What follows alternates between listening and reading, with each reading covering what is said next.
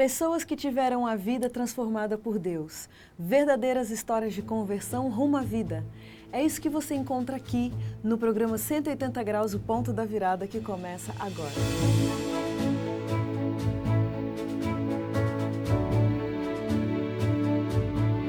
Quando sentimos o toque de Deus na vida, uma mudança acontece.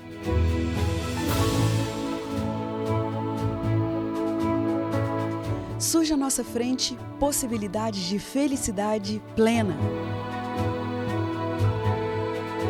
O toque de Deus restaura, renova, refaz.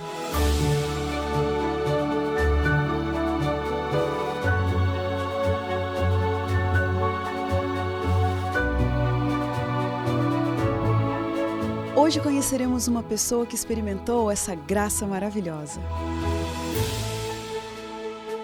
Ela vai nos contar sobre essa mudança de 180 graus que lhe trouxe paz.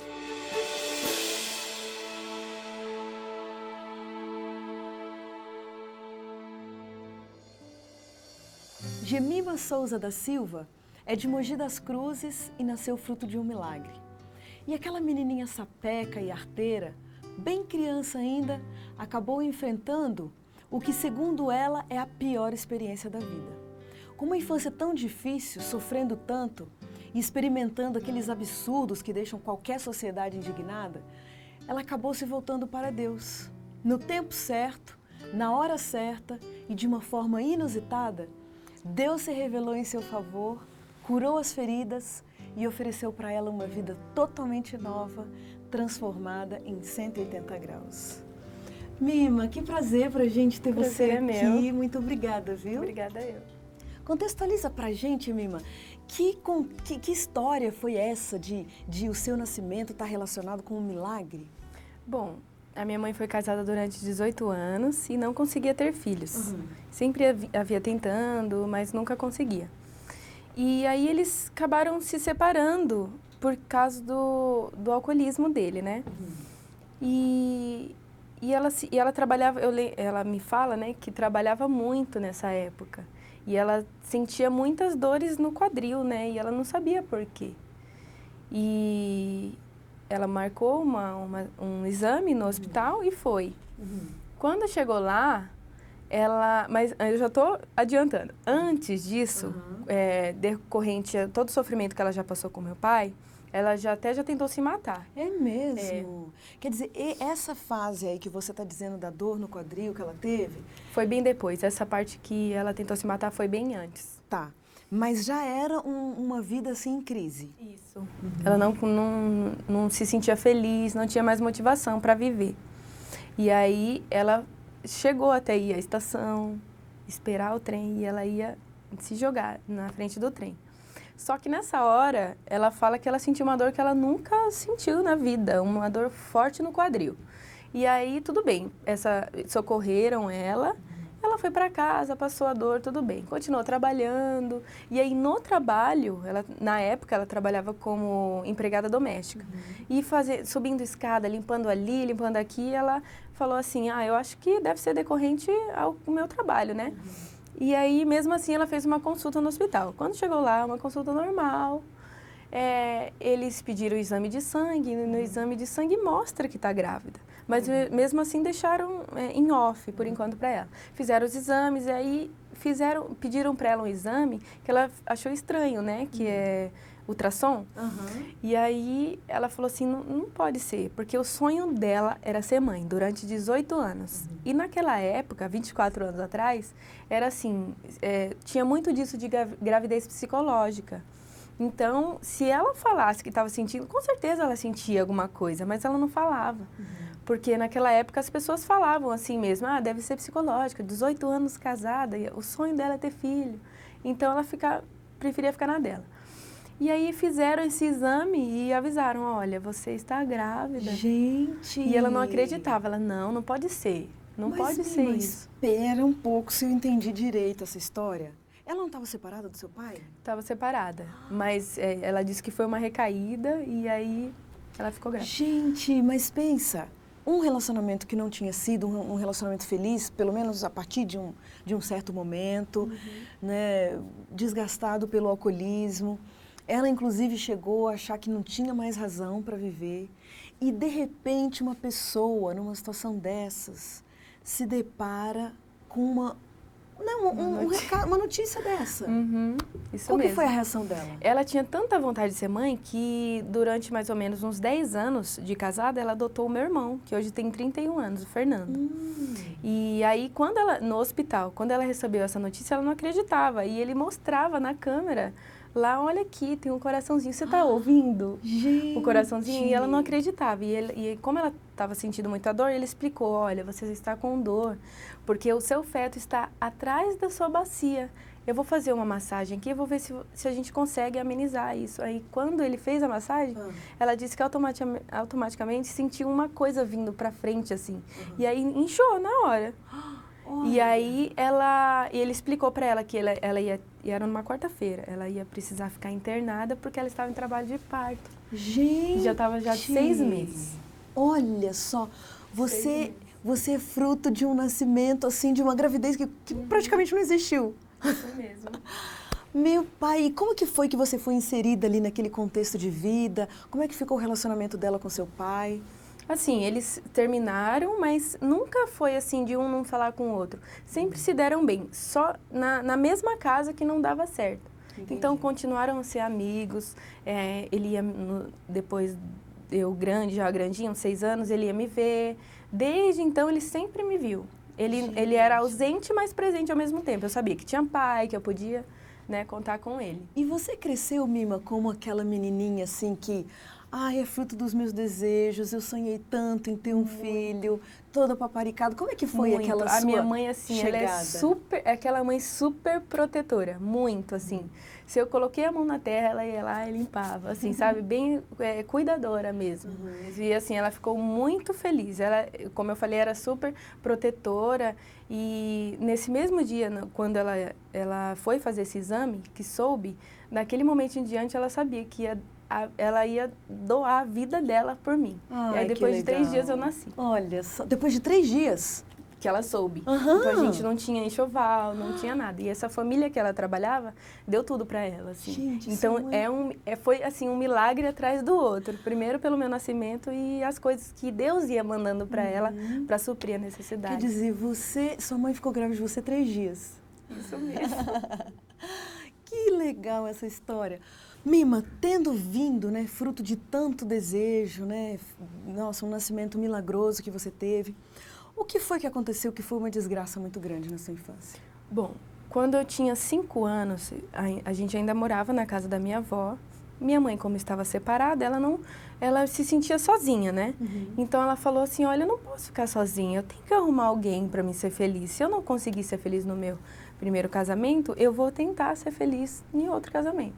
Eu não sei como que aconteceu, mas ela conheceu uma pessoa e ele ia lá na casa da minha avó, tratava minha avó, assim, igual uma rainha. O que minha avó precisava na casa de suprimento, ele supria as nossas necessidades. Nunca, assim, aparentemente uma pessoa ótima. E aí ele se comoveu de minha mãe morar num quartinho, um cômodozinho bem pequeno no fundo da casa da minha avó. E ele, próximo, a cidade próxima, tinha um apartamento todo sofisticado que daria para conviver uma família ali. Então, ele acolheu o meu irmão e eu e a minha mãe. Só que aí, o esposo, não recente agora, mas na época, o que era esposo dela, começou a mostrar algumas coisas para mim, como vídeos, filmes, ter algumas atitudes que para mim era novo e que eu nunca tinha passado por isso. E até então eu achava super normal. E eu também nunca falava para minha mãe, porque ela trabalhava demais e como era noite, ela trabalhava à noite, ela precisava dormir de dia. E que tipo de vídeo era esse? Vídeo de pessoas nuas, na maioria das vezes de biquíni, e para mim eu não estava entendendo o que era. Ele só pedia para eu assistir e eu assistia. E eu lembro que eu ficava assim, meio confusa, eu não sabia, eu era muito assim, Mima, vai lá fazer, eu vou, sabe? Muito prestativa, mesmo desde pequena. E ele mandava fazer umas coisas estranhas, assim, que eu não entendia o porquê. Quando a gente mudou para a casa dele, aí foi, assim, uma época que eu comecei a sofrer mesmo. Porque ele começava a mexer em partes do meu corpo. E eu não conseguia falar para minha mãe. Eu não sei porquê, eu não conseguia falar para ela. Também porque eu me sentia, assim, meio culpada se alguma coisa acontecesse no casamento deles, entendeu? Então, eu ficava quieta. E, assim, enquanto estava acontecendo, eu olhava pro teto e falava assim, eu não sei o porquê que eu tava... Eu falava com uma voz, eu falava com alguém, eu não sabia com quem que eu estava falando. Mas eu sentia que tinha alguém naquele quarto. E eu falava, alguém no quarto não, no teto. Eu senti que tinha uma imagem no teto. E eu olhava pro teto e falava assim que eu sei que eu tô sofrendo isso agora, mas que um dia vai parar. Eu ouvi essa voz. Você passa por isso agora, porque um dia isso vai parar. Gente, mas que impressionante isso. Você nessa época, você acha que você já tinha assim uma noção do certo e do errado, que isso não estava certo? Não tinha essa noção. Até então não. E você chegava a comentar isso com algum coleguinha, com algum amiguinho? Com ninguém. Também não? Porque eu pensava que era normal. Ele passava na casa... minha amiga com certeza passa isso na casa dela. Meu amigo com certeza passa isso na casa dele. E assim foi a minha vida. Eu já tinha uns 12 anos. É mesmo? E aí eu comecei... ele assistia muito o Datena, os jornais, assim, né? E aí teve um caso de pedofilia. Falou na televisão de pedofilia, que uma menina tinha passado por tudo, e eu comecei a associar ela comigo. Eu fiquei assim, nossa, então ele é pedófilo. E você não tinha, até ali você não tinha noção disso. E sua mãe também não imaginava nada? Não, isso é pedofilia. E teve um dia que ele chegou para me molestar, e assim, depois de ter feito coisas horríveis, tudo, comigo, e eu falei assim, eu tive força e falei assim, olha, você é um pedófilo. Eu não quero mais passar por isso. Eu vou falar para alguém. Eu não sabia de polícia nem nada, eu só disse que eu ia falar para alguém. Que com certeza alguém ia poder fazer alguma coisa. Gente. Mas eu não falei. Eu só falei isso e não falei para ninguém. Continuei assim, mas mesmo assim, ele ainda ia e me molestava. Um certo dia, a minha mãe saiu para trabalhar e eu falei, hoje eu escrevo uma carta. Ai, meu pai, você vivia com aquele entalado na garganta. Isso. Hoje eu escrevo uma carta. E eu escrevi uma carta dizendo assim, entre flores, porque eu não ia falar tudo, porque eu sabia que minha mãe, com certeza, ela ia morrer ali na hora que ler aquela carta. Porque, como eu disse no começo, ela e até hoje ela é extremamente protetora comigo. Olha isso, e assim, gente. eu escrevi falando assim... olha, quando eu tô brincando, mãe, eu vejo que ele fica me rondando e pede para eu fazer umas coisas que não é normal. Eu nunca cheguei a falar mesmo, mas eu deixava entender. Aquela letra toda garranchuda e eu escrevi. Ela chegou umas 6 horas da manhã, viu a carta e leu. Mas aí eu deixei debaixo do tapete da porta e ela sentiu quando abriu a porta. Ela leu e, assim, ela me acordou em prantos, chorando muito. E aí, assim, na minha cabeça, ela era muito minha amiga. Eu conversava bastante com a minha mãe, só disso que eu não conversava. E eu pensei que ela ia falar pra mim, olha, o que está acontecendo? É verdade, isso pra mim, junto comigo. Mas aí, eu não a culpo porque eu faria exatamente a mesma coisa. E eu tenho certeza que qualquer mãe faria isso. Naquele momento, assim, de euforia, sem pensar, ela colocou eu e ele frente a frente, na mesa da cozinha. Ai, minha nossa. E aí eu senti muito medo naquele dia. E aí ela falava assim, olha, isso é verdade? Falava pra ele, isso é verdade? Gente. E ele falava assim, mas como que é verdade? Não é verdade. Olha que eu faço tudo por vocês. Ele falou isso na sua cara. Eu faço tudo por vocês. Eu sustento, ajudo a sustentar essa casa. Eu trato bem a sua filha, o seu filho, o nosso filho agora também. E não tem como, eu ajudo sua mãe. E começou a falar todas as coisas que ele já fez, que realmente é verdade. Mas isso não dava o direito dele tocar em nada em mim. E aí ele chegou a falar assim pra mim, é verdade isso, Gemima? E eu falava assim, não é verdade. Nossa! Não é verdade. Mãe, eu não sei o que deu na minha cabeça, mãe, mas é porque eu quero separar vocês dois, por isso que eu escrevi essa carta.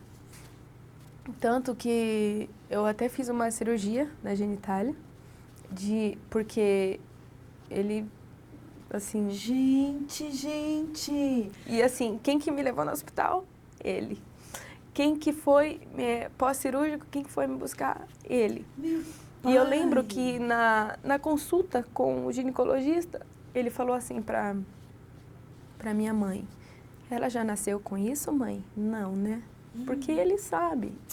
Minha mãe falava assim, não, ela não nasceu com isso. E assim, eu sabia de tudo, eu sentia também que o médico sabia, mas eu queria... Eu não falava, mas eu gritava assim, na mente, por favor, fala pra minha mãe. Que ninguém vai fazer nada? E assim, tudo bem, eu fiz essa cirurgia e voltou ao normal, ele continuou fazendo, depois de 2 anos, mais 2 anos, Olha fazendo só. tudo. Meu E pai. lembro que ele ia me levar, coisas assim que ressalta muito forte na minha mente. Claro.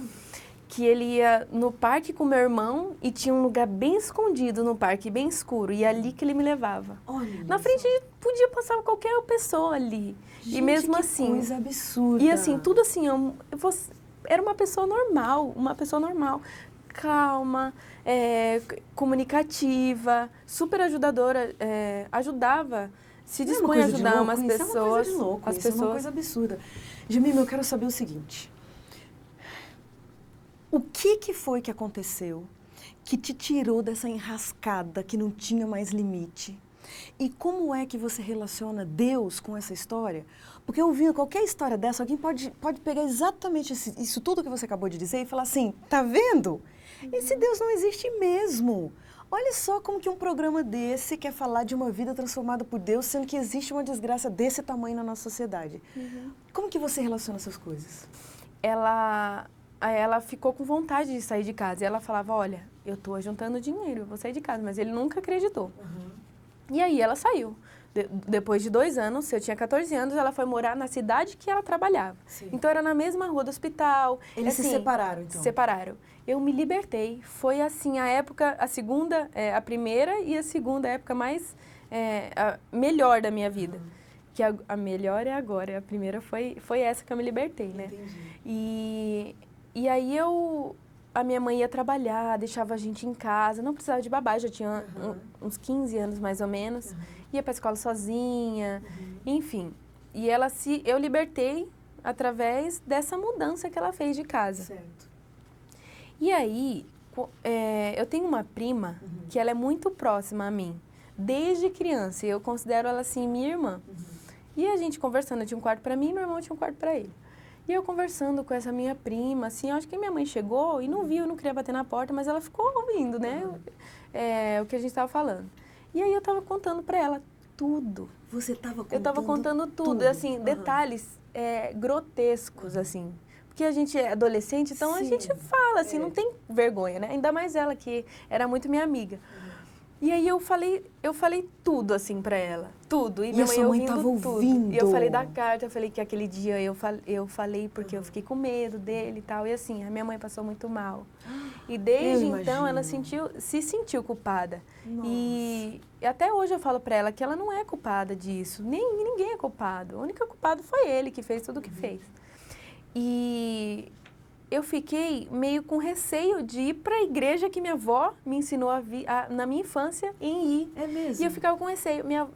Eu pensava assim, não, o Deus dessa igreja tirou a minha avó. A única pessoa que podia me salvar. Então eu não vou para essa igreja. Eu não vou. E a minha família toda é dessa igreja. E eu falava assim, eu não vou. E aí minha mãe ganhou um DVD da minha tia. E ela falou assim, minha tia falou assim, olha, assiste, que vai ser legal pra você. Nessa época eu tinha 17 anos. Certo. Assiste, que vai ser bom pra você. E minha mãe começou a assistir. Eu era já um pouco rebelde, eu falava, eu não quero assistir, isso é muito chato, eu tenho que ficar sentada ouvindo isso. Depois de 2 anos, eu já tinha 19, eu falei, vou assistir esse DVD, mas eu vou esperar minha mãe sair de casa, porque ela vai ficar falando. Pra torcer também. Durona. E aí ela saía e eu assistia o DVD, de pouquinho, assim. Eu via que a chave estava destrancando a porta, eu já guardava tudo. E esse DVD era do Grande Conflito, do pastor Luiz Gonçalves. Olha, que e faz o você Arena do começou a Futuro. assistir aquilo ali, o que você começou a achar? Aí, assim, como eu já frequentava há uns 2 anos uma igreja só, que aí eu falei, é essa, parei nessa, gostei. E aí eu via que estava totalmente diferente da Bíblia, aonde eu estava seguindo. Aí eu falava assim, cada estudo, assim, era automático. Eu fazia um estudo e parecia que cada pedacinho de nata ia saindo do meu olho, sabe? Alguma coisa ia destampando no meu conhecimento. Ia aprimorando, assim, sabe? E aí eu ia no culto e comparava. Não, mas isso aqui não está na Bíblia. Aí teve uma fase do estudo, eu já estava assim no estudo 15, que são 30 estudos, né? E aí eu estava na metade e eu cheguei pro pastor, falei assim, olha, não tá certo. Pastor não, acho que era um presbítero. Certo. Eu vi que tá errado isso aqui da Bíblia. Por que a gente não faz assim? Não, minha jovem, a gente sabe o que está fazendo. Você tem que ter o dom do Espírito Santo para poder falar alguma coisa, né? E você não tem, você nem fala em línguas. Aí tudo bem, eu falei assim, pois é o estudo que eu vou estudar. Aí eu pulava, porque eu ficava interessada naquilo que ficava dúvida. Em mim, aí eu ia lá e estudava. Terminou o estudo, eu já estava convicta. Aí não quis saber de nada, nem pedi a opinião de ninguém. Já fui sair daquela igreja e eu queria me batizar. Eu queria mostrar para as pessoas, eu tanto que ia visita em casa, ia parente, eu falava, olha, isso aqui está escrito assim, e você precisa seguir. Né? E você precisa seguir. Eu não queria perguntar para a pessoa, ela tinha que seguir aquilo. Eu entendi de quem que era a voz que eu ouvia no passado. Ficou nítido na minha cabeça. Nossa, agora eu sei de quem que é essa voz. Então, assim, eu já conhecia Jesus Cristo mesmo sem saber que era Jesus, sabe? Eu sabia de quem que era a voz agora. Eu sabia de quem que era o dono. E, assim, foi muito libertador para mim, porque aí, como eu já conhecia o dono da voz, nada era estranho para mim. Então, eu começava a conversar tudo o que eu sentia. Olha, Deus, aquele dia eu passei isso, eu não gostei. Por quê? E eu ficava perguntando as coisas para ele. E aí eu sentia ele me responder. Você teve uma fase de terapia com Deus. Ele foi o meu psicólogo. Porque até hoje, eu nunca fui num psicólogo. Nunca.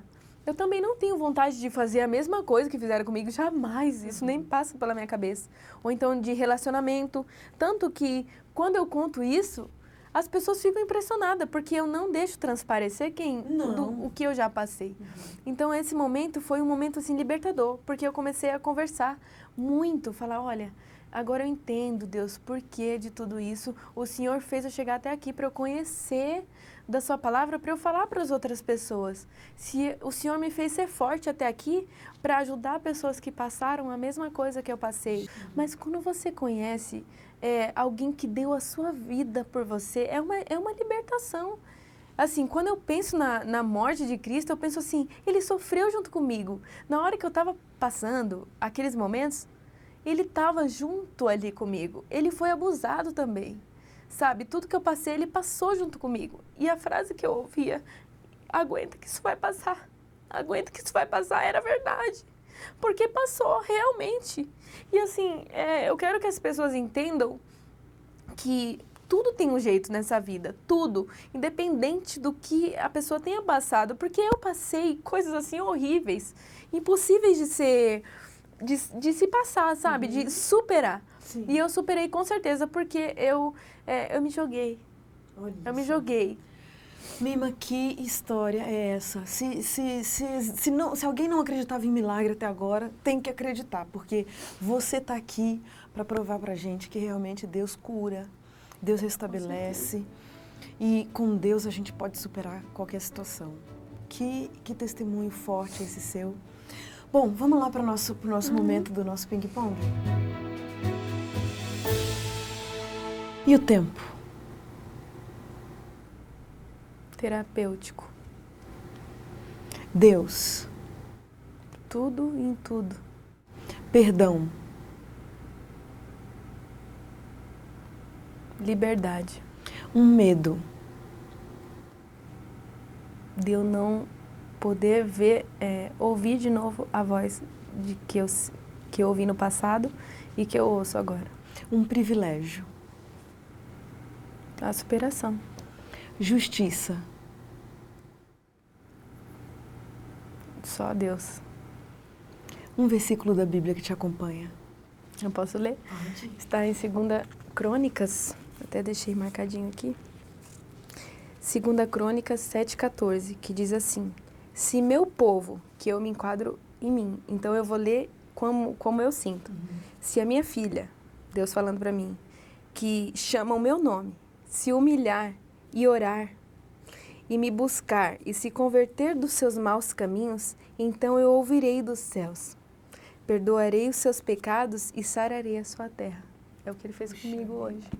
Minha irmã, olha que força, que poder que a gente recebe de você, lógico, através de Deus, para a gente acreditar que realmente Deus está com a gente em meio às provações, que a gente está num mundo realmente desgraçado, pecador, mas que Deus está à disposição de qualquer um para dar força, para segurar pela mão, para carregar no colo. E você está aqui com esse testemunho maravilhoso, tenho certeza que vai ser uma bênção para milhares de pessoas, assim como foi para mim. Muito obrigada por estar aqui com a gente hoje. E a gente termina o programa 180 Graus, o ponto da virada, feliz por esse testemunho tão impressionante. E como diz o texto bíblico, era preciso que nos regozijássemos e nos alegrássemos, porque esse teu irmão estava morto e reviveu, estava perdido e foi achado. Um grande abraço para você e até a próxima semana.